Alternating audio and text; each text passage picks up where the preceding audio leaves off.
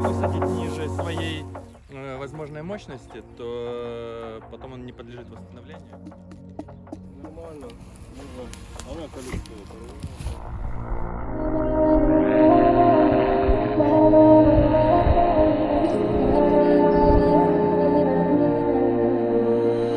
Sen benim hayallerimdeki o insan, ben senin hiçbir şeyin.